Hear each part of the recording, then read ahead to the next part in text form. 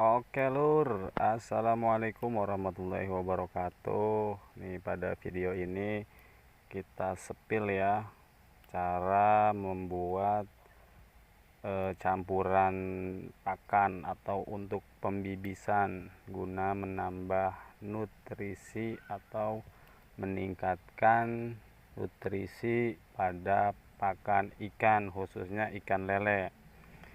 Oke, langsung saja. Jadi yang pertama ini ada cincang daging keong ya. Ini keong dicincang halus atau enggak digiling. Ini bahan-bahannya kurang lebih keongnya ini 2 kg. 2 kg daging keong ya. Terus yang kedua ada air. Ini air sengaja direbus biar mendidih dulu. Ini 2 liter. Yang ketiga ada garam. Ini kita menggunakan garam grosok secukupnya aja ya, mungkin ntar digunakan kurang lebih 2-3 sendok makan. Nih selanjutnya ada penyedap rasa. Ini bebas mau rasa ayam ataupun rasa sapi, bebas, karena ini buat penguat. Selanjutnya ada ini ya, Jatloy Kitin. Ini tepung terigu. Jadi apa sih gunanya tepung terigu? Tepung terigu ini gunanya untuk mengikat air sama minyak ya, karena kita menggunakan minyak. Ini minyak sayur. Kalau ada minyak jelantah, lebih baik ya kalau pakai minyak jelantah. Berhubung minyak jelantahnya sedikit ya nggak apa-apa lah. Cuman kalau buat takaran nanti ini bisa menggunakan 100 ml. Dan yang terakhir ini ada kopi ya. Jadi sambil nunggu mendidih airnya ya dikopian dulu. Jadi langkah yang pertama, air kita didihkan 2 liter itu kita didihkan. Jika sudah mendidih, cincangan daging keong itu langsung dimasak ya. Jadi dimasak kurang lebih 5 menit menggunakan api kecil aja, api sedang lah. Kalau bisa api kecil, yang penting airnya sudah mendidih dulu. Selanjutnya dikasih garam grosok. Terus setelah garam grosok itu udah larut, kita tambahkan tepung terigu. Nah, tepung terigu ini seharusnya 100 gram ya, berhubung ini cuma ada 50 gram aja karena kemarin udah dipakai, jadi kita pakai 50 gram. Nah, untuk yang terakhir ini penyedap rasanya sama minyak sayur, nanti dimasak sampai benar-benar homogen. Oke, tetap stay dan ikuti terus step by stepnya ya. Sambil nunggu air mendidih, langkah pertama ini terigu kita masukkan ke dalam air. Ini opsional aja airnya ya, cuma buat untuk pengadukan. Jadi diaduknya misah, jangan jangan disatukan dengan air yang sedang dimasak ya. Karena apa? Kalau disatukan langsung dituang itu biasanya menggumpal. Jadi terigunya diaduk misah seperti ini ya. Ini airnya bebas, yang penting air bersih aja, maksudnya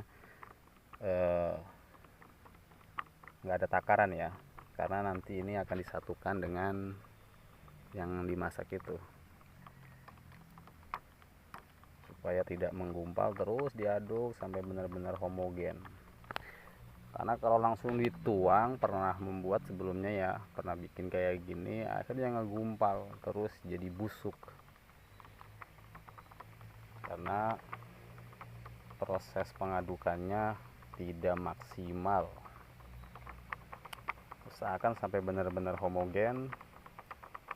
Kalau dirasa sudah benar-benar menyatu dengan air, kita cek dulu. Nah, ini sudah mendidih ya. Nah, ini bahannya kita masukkan, kita masak.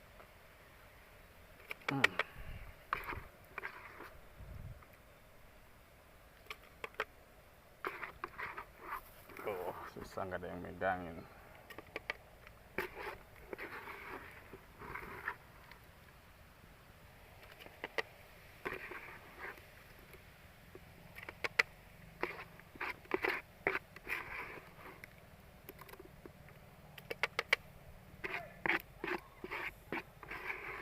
Terus sampai habis.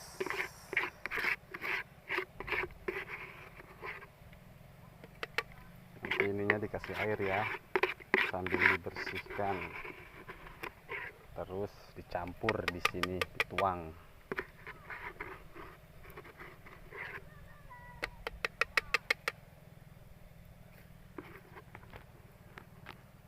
Jangan terlalu besar ya, jadi dimasak sampai membuih seperti ini. Sambil diaduk, ingat apinya jangan terlalu besar. Setelah keluar buih seperti ini, terus diaduk. Nah, masukkan garam, dikira-kira aja ya, ya kira-kira 3 sendok atau 4 sendok nggak apa-apa lah. Masukkan garam, terus diaduk.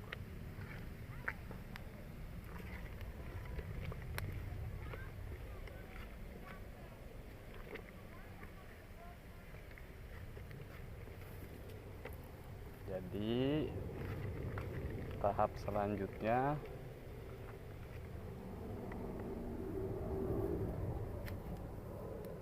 kita masukkan terigu tadi yang udah dicampur ya sama air, diaduk kembali karena ini udah ngendap.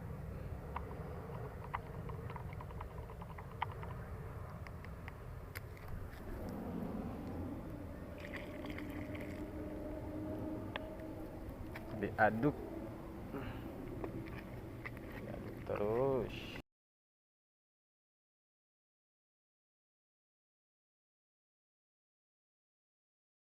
Setelah benar-benar tercampur rata,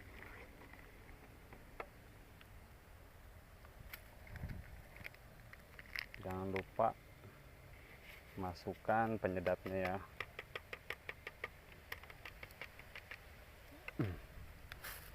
Enak masak di tungku mah ya, tinggal bakar gitu. Jadi yang terakhir itu pemberian minyak ya. Jadi minyak itu bagian terakhir diberikan.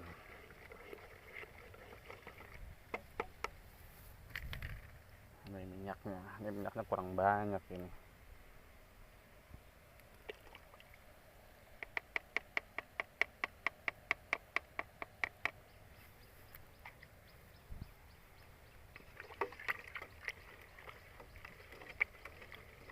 Jadi nanti ketahuan ya, kalau di sini minyaknya itu tidak menyatu, berarti kekurangan terigu. Tapi kalau minyaknya sudah menyatu dengan air, berarti penggunaan takaran terigunya udah pas. Jadi gitu aja patokannya. Perlu dicatat untuk misalnya kekurangan terigu nih ya, karena misalnya minyaknya itu tidak mau menyatu dengan air. Jadi prosesnya kayak tadi ya, jangan langsung dituang di sini, diaduk dulu di tempat berbeda dengan air bersih. Nanti kalau sekiranya udah rata, masukkan ke sini. Itu aplikasi susulan apabila konsentrasi minyak sama airnya tidak menyatu.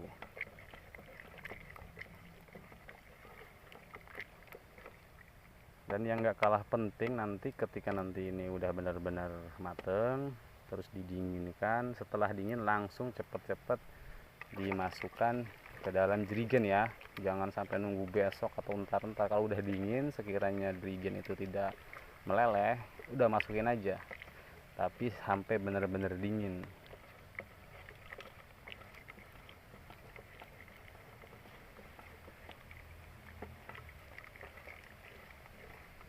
Jangan lupa diaduk terus.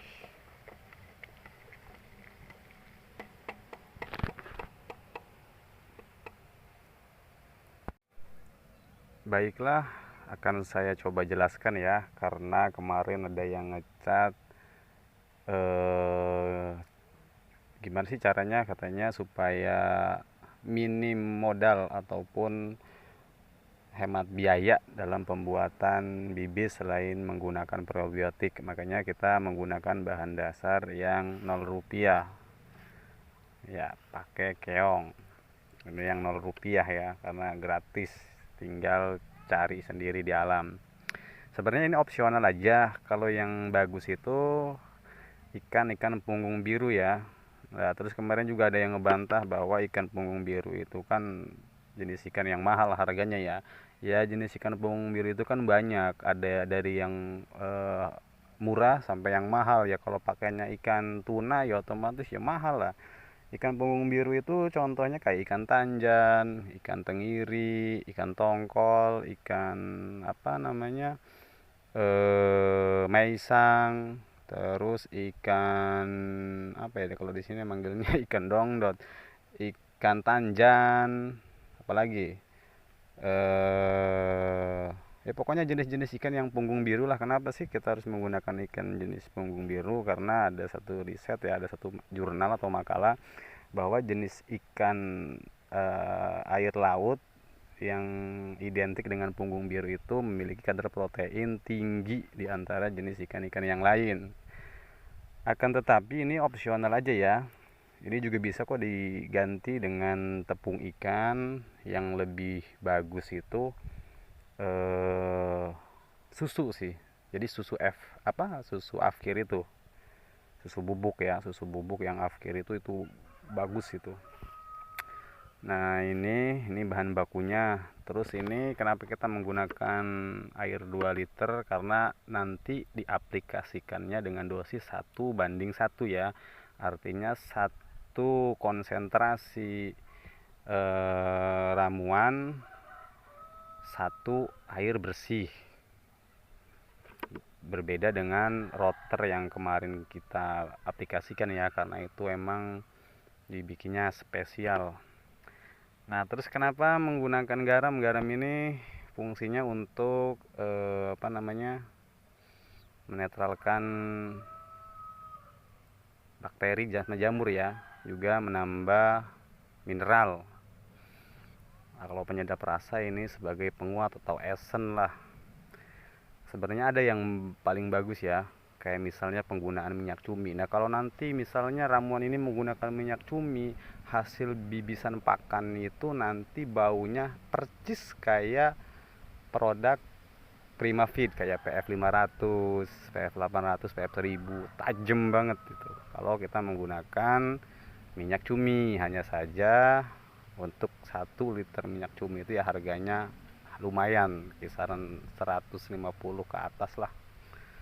Nah, terus kita juga menggunakan minyak ya. Jadi minyak ini fungsinya di sini untuk menjaga protein pada ramuan yang kita buat. Kenapa? Soalnya kan kalau penyimpanan protein itu agak ribet, beda dengan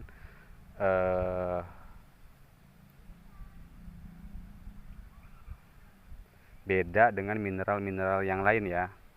Jadi kalau nyimpen protein itu ya kalau nggak dibekukan ya minimal di vakum gitu.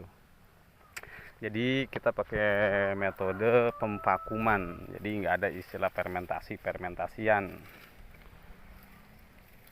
Ini jauh lebih simple ketimbang kita ngambil di alam kayak kemarin langsung aplikasikan ke pakan, karena mungkin kan kebanyakan ada yang sibuk atau ada yang nggak sempet, atau bahkan stok di alam udah nggak ada karena kan sekarang menjelang musim kemarau.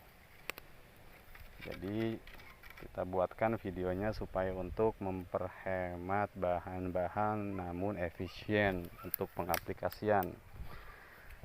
Nah, ini juga tepung terigu ya. Jadi fungsi tepung terigu ini sebagai pengikat antara media air dan minyak. Minyak untuk menjaga nilai protein pada konsentrasi yang kita buat. Nah, sedangkan terigu untuk mengikat antara air dengan minyak. Nanti kan bahan ini kan akan diaplikasikan dengan air ya, 1:1 itu. Kalau misalnya kita tidak menggunakan zat loikitin atau tepung terigu, jadi fungsi terigu di sini sebagai zat loikitin ya, zat loikitin berbahan makanan ini aman. Karena kalau yang versi cair itu ada harganya ya, mahal, bahkan paling mahal di antara bahan-bahan yang biasa kita buat. Nah, untuk selanjutnya itu kita penyimpanan menggunakan jerigen ya, otomatis yang kedap udara, jangan sampai terpapar sinar matahari secara langsung. Mungkin itu saja ya penjelasannya, mudah-mudahan dapat dipahami dan dimengerti. Billahi taufiq wal hidayah. Assalamualaikum warahmatullahi wabarakatuh.